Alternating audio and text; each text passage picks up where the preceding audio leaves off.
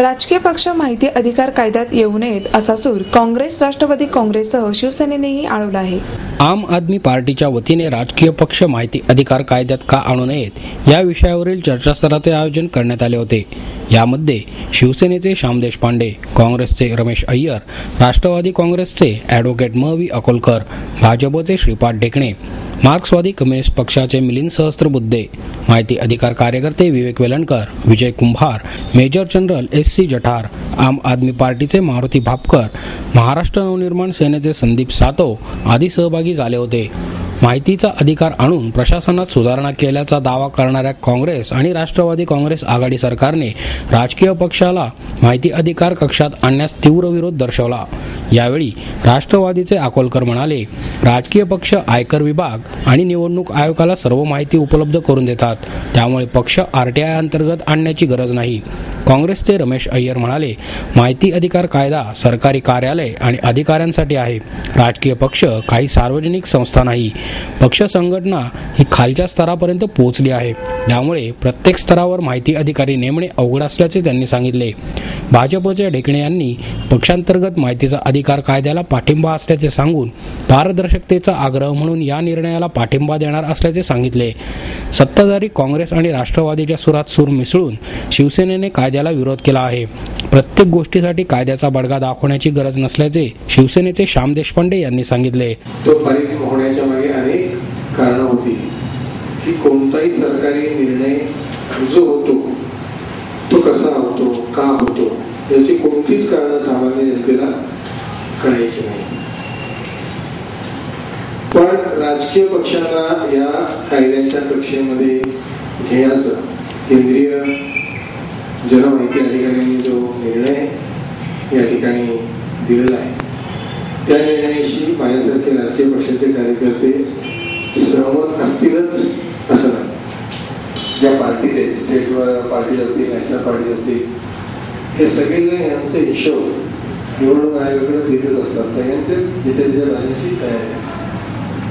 तिकिटांचा जो विषय म्हणाले तो विषय त्यांच्या परसेप्शनने कदाचित असू शकेल, पण असे अनेक विषय असतात की एखादा सामाजिक राजकीय विषय जेव्हा पक्षाच्या पॉलिट ब्युरोमध्ये म्हणा किंवा हायकमांडमध्ये म्हणा किंवा बैठकांमध्ये म्हणा जेव्हा चर्चा होते त्यावेळेला प्रत्येक पक्षाची माणसं ही त्या बंद खोलीमध्ये एखाद्या विषयावर मुक्त चिंतन करत असतात. माहिती अधिकार कार्यकर्ते विवेक वेलणकर म्हणाले, पक्षांनी स्वतःला कायदा लागू करून घ्यायला हवा होता, मात्र त्यांनी तशी इच्छाशक्ती दाखवली नाही. तिकीट का नाकारले याची माहिती द्यावी लागणे अडचणीचे असल्याने भीतीपोटी या कायद्याला त्यांनी नकार दिला. मला खरंच आश्चर्य वाटते की अजूनपर्यंत कोणी कोर्टात जाऊन स्टे कसा नाही घेतला किंवा कदाचित दाखलही झाला असेल आपल्याला माहिती नसेल. परंतु ही गमतीची गोष्ट आहे की ह्याच सर्व पक्षांनी पहिल्यांदा 2002 मध्ये जेव्हा अटल बिहारी वाजपेयींचं सरकार होतं तेव्हा NDAने असाच कायदा आणला होता, फ्रीडम ऑफ इन्फॉर्मेशन ऍक्ट 2002 म्हणून. तो ऍक्ट 1 महिन्याने पास झाला, संसदेत पास झाला, राष्ट्रपतींची सही झाली, म्हणजे सगळ्यांना तो कायदा तेव्हाही आवडला होता. दुर्दैवाने तो अंमलात आलाच नाही, कारण तो गॅझेटच झाला नाही. त्यानंतर 2005 मध्ये UPA गव्हर्नमेंट आलं, त्यांनी हा कायदा आणला आत्ताचा जो अस्तित्वात आहे तो, आणि तोही संसदेने एक मताने पास केला. राष्ट्रपतीची सही झाली, तो गॅझेट झाला, लागूही झाला 12 ऑक्टोबर 2005 ला. म्हणजे सर्व पक्षांना अशा प्रकारचा कायदा असावा याबद्दलची तळमळ ही 2000 सालापासून लागून राहिली असा याचा अर्थ होतो. आणि याच्यामध्ये यातले सर्व पक्ष होते. आता गमतीचा भाग असा आहे की हा कायदा लागू झाला पाहिजे सगळ्यांना असं जेव्हा आपण म्हणतो तेव्हा जी सुरुवात आपल्यापासून झाली पाहिजे असं मात्र का वाटत नाही हे समजत नाही. नंतर हे सगळं जाहीर करावं लागेल आणि म्हणून या कायद्याचा जो कलम 4 आहे स्वतःहून घोषित करायची माहिती, त्याच्यात इतकी माहिती आता घोषित करायला लागणार आहे. अगदी प्रत्येक पदाधिकाऱ्याचे कर्तव्य काय, अधिकार काय, त्यानंतर प्रोसिजर्स काय आमच्या, त्यानंतर मानक काय, त्याच्यानंतर प्रत्येक आलेले अर्थसंकल्प काय आमचा, इथपासून ते आम्ही वेबसाईटवर काय काय टाकणार आहोत, आमच्याकडे सॉफ्ट सॉफ्ट कॉपीमध्ये काय काय उपलब्ध आहे इथपर्यंतची सगळी माहिती द्यावी लागणार आहे. आणि यातला सगळ्यात अवघड भाग असा आहे, या कायद्याचे कलम 41D आहे,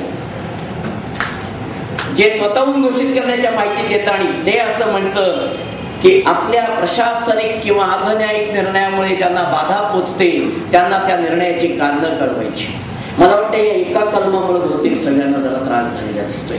कारण जनतेची भीती वाटतच नाही, भीती वाटते ती आपल्याच लोकांची.